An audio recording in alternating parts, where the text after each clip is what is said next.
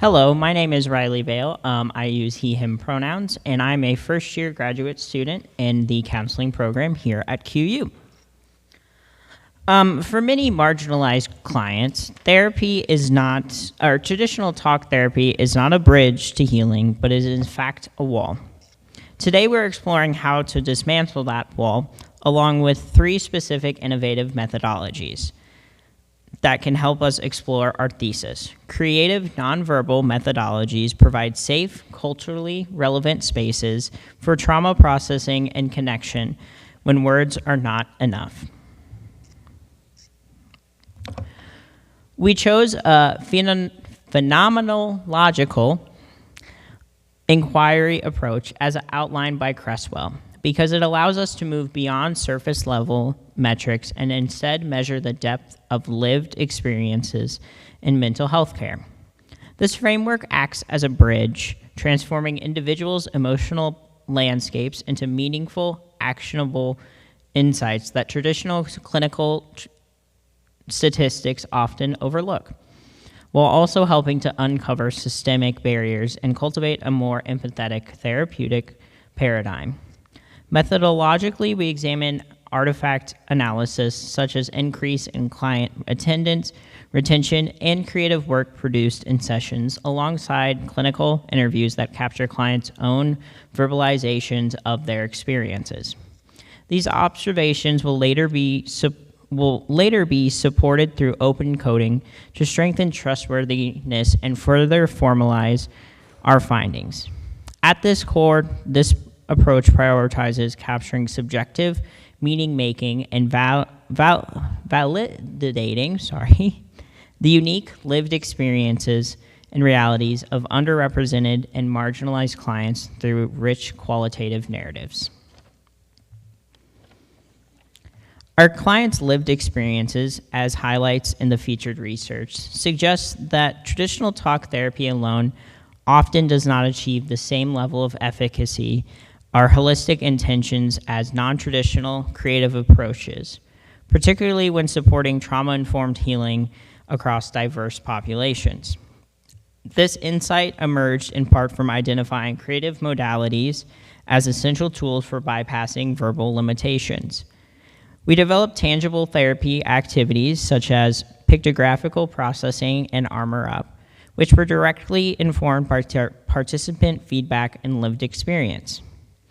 The outcome is a culturally responsive framework that prioritizes and honors the client's narrative rather than imposing a rigid clinical structure, aligning with Cresswell's emphasis on meaning-centered qualitative understanding.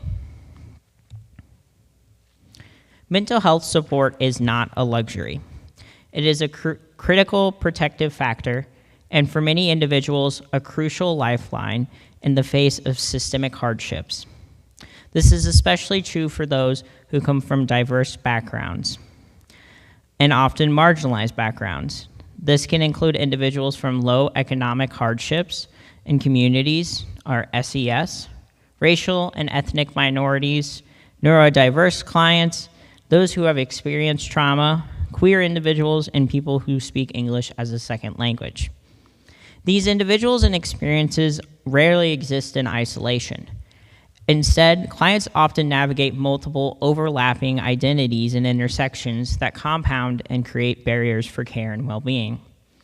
For example, a neurodiverse youth can come from a low SES background who has experienced trauma, and they may face challenges that are deeply interconnected and cannot be addressed through a single lens. Recognizing these layered experiences calls for innovative, flexible, and culturally responsive approaches to mental health care. As practitioners, it is essential for us to move beyond standardized models and instead provide support that is adaptive, affirming, and grounded in full context of each client's lived experiences. Barriers to traditional therapy continue to limit access and effectiveness for many clients, particularly those from the marginalized backgrounds that I've mentioned. As Thompson highlights, stigma surrounding mental health care, distrust of westernized medical practices, language differences, Limited access to consistent care and provider biases or cultural disconnect all play significant roles in shaping whether individuals will seek support or not. Traditional talk therapy itself is deeply rooted in Western culture traditions. It's also neurotypical and verbal dominant paradigms, which can unintentionally exclude or alienate clients whose ways of communicating are different and their processing skills.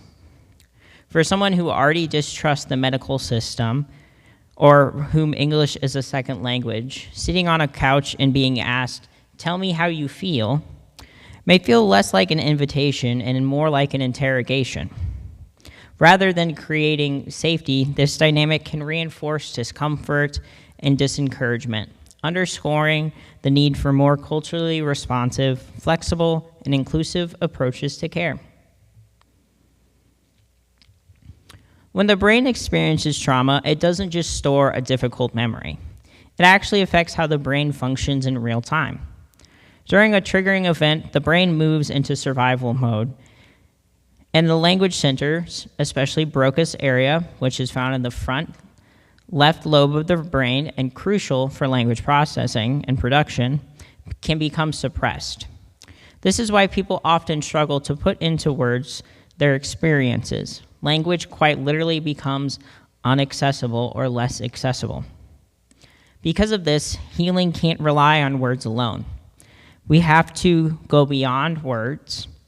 Creative modalities like art, rhythm, movement, and music bypass those verbal limitations and defenses. Engaging the right hemisphere of the brain, which is responsible for sensory and emotional processing, these approaches allow individuals to process trauma through sensation, and they promote a sense of physiological safety and co-regulation at the same time, helping the nervous system settle. And importantly, these interventions aren't just expressive, they're biological.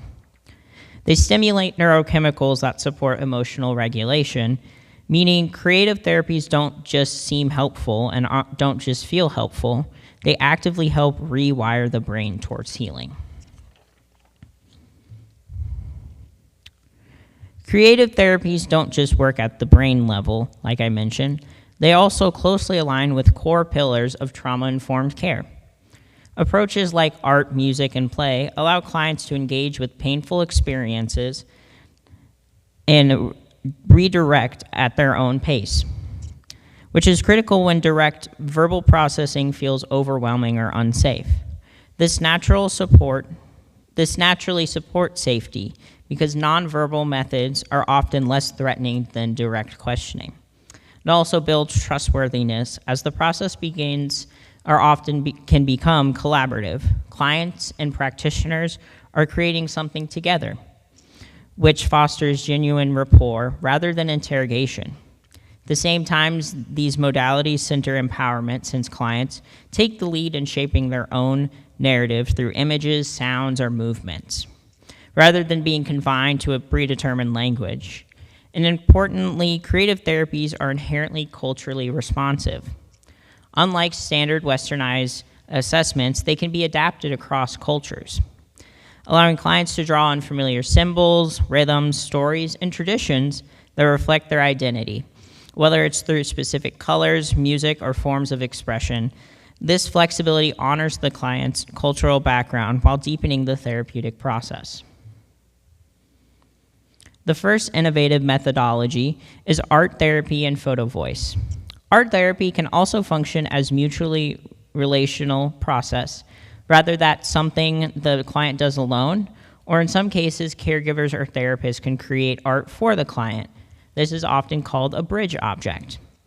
This tangible piece becomes a way to communicate care, safety, and presence without relying on words, reinforcing that therapeutic relationship. At the same time, clients can create their own artwork, giving them a space to express experiences in a way that feels controlled and self-directed. A powerful expansion of this is called photo voice, a participatory method where clients take photographs to document their real life and lived experiences. This approach is often very impactful for marginalized populations, including low SES, or racial minority clients whose environments are challenging and often overlooked for misunderstood by providers. Through images, clients can visually communicate both personal and community experiences that may be difficult to articulate verbally. The second is play therapy and music therapy. Play is not just recreational. It is a primary language for many clients. In fact, play therapy is often considered the native language of children and a profoundly effective tool for neurodiverse individuals. Because it is low demand, highly engaging, and rooted in imagination, it allows clients to express and process experiences without the pressure of direct verbal communication. For a child dealing with trauma, or for someone who finds direct eye contact overwhelming, something as simple as a sandbox or blocks provides a shared, safe point of focus where connection can happen naturally. In similar ways, music therapy bypasses cognitive and verbal barriers through rhythm and sound. Because music is deeply tied to cultural identity, it can create an immediate sense of familiarity and trust. Activities like drumming, singing, or listening to meaningful music are especially effective for nervous system regulation and grounding. This can help to calm a body while strengthening the therapeutic bond. The last methodology is storytelling and narrative therapy. Across many cultures, healing and wisdom is passed down through storytelling, rather than a clinical diagnosis, and it brings narrative practices into therapy, and they can honor these traditions in a meaningful way. Storytelling and narrative therapy align with oral traditions prevalent in many minority communities, while also helping to externalize the problem and reinforcing that the person is not the problem is the problem. This shift creates space for clients to explore their experiences without internalizing blame.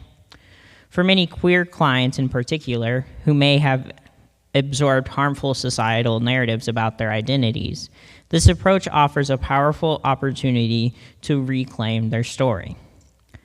Through narrative work, they can challenge imposed labels and author new self-defined and empowering versions of their lives, fostering both resilience and a stronger sense of self.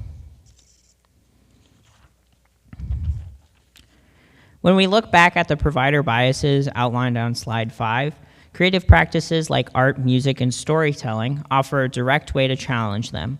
By engaging in these modalities, the provider steps out of a rigid clinical mindset and decenters their own authority, instead entering the client's lived experiences and worldview. These practices not only help dismantle implicit biases, but also foster a deeper, more authentic sense of empathy and connection. At the same time, creativity serves a dual purpose, can also act as a form of active self-care for the therapist. In fields where exposure to severe trauma can lead to high rates of burnout and compassion fatigue, these practices provide a grounding, restorative outlet that supports the provider's own well-being while enhancing the therapeutic relationship.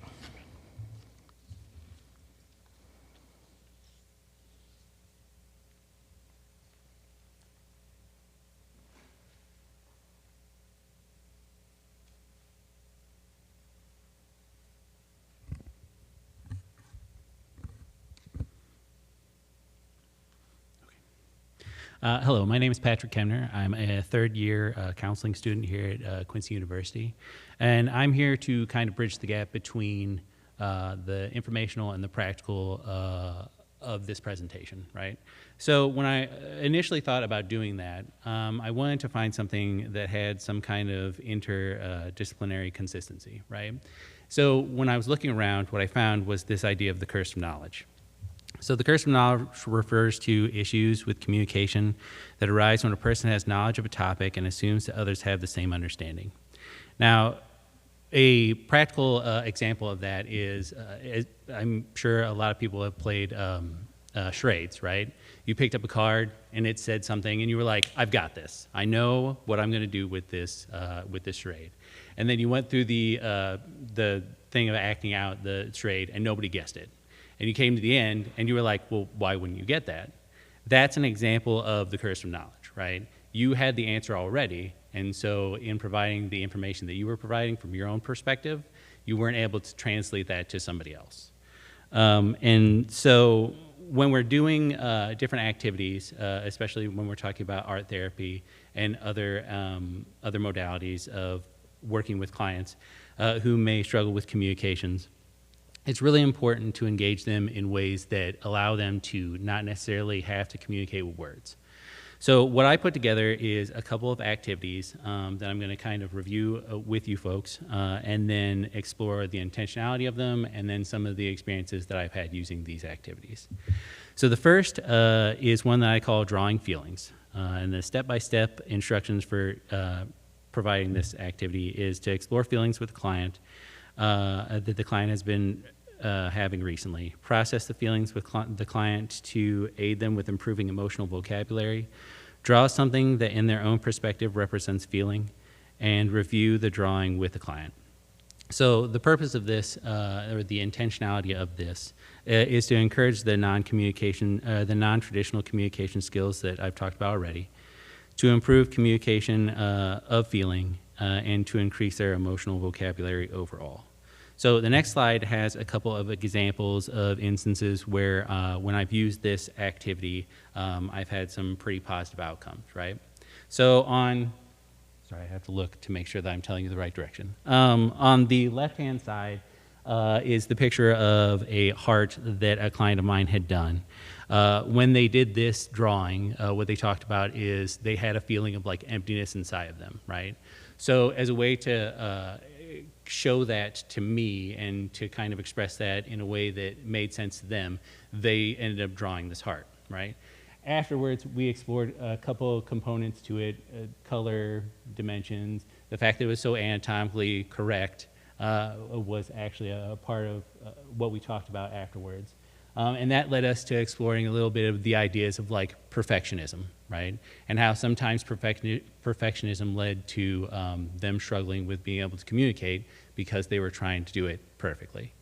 The other side is an entire collage of pictures that I have gathered over 10 to 15 years of working with people.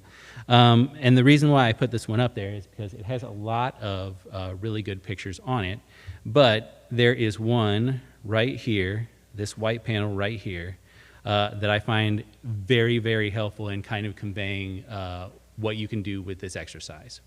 So there are 4 different panels because it ended up being a comic strip.